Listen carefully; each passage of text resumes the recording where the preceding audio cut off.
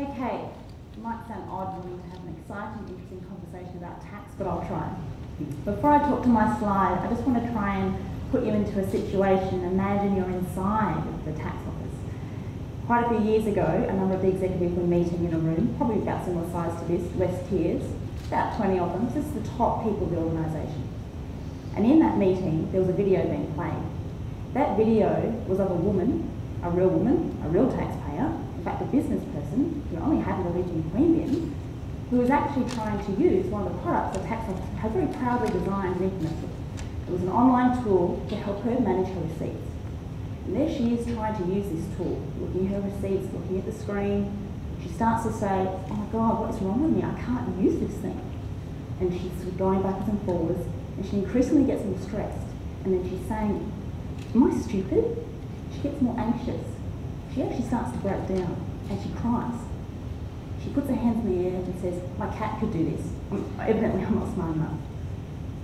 The video is stopped, and the room is actually quite quiet. I've truncated that experience, but it went a bit longer than that.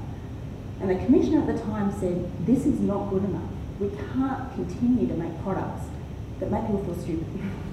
We're disturbing our community. So I say that story because that was one of many things that occurred around the 2000 period where the organisation, not just tax, but the whole bunch of organisations in government, make all the rules, all the laws, and said you're making them in isolation of the people that use them. So my research is to say, why don't we look at this equation of people who write the tax policy, the law and administration makers in their suits, clearly photographed up there. I used to be one, so I can't be too mean. And then let's look at the people that actually interact with the things that they make.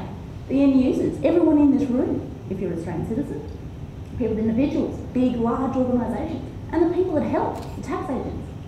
So my research and my experience in organisations, let's put them together, and all of a sudden we've got this really interesting management practice called citizen-centred, participatory, and working across the tax system, designing the bits and pieces that we interact with. So why I've said all this is because this is a really significant movement in public management. This is moving beyond saying we're here to be good for the citizen. This is saying how can we do good with them, with you and me.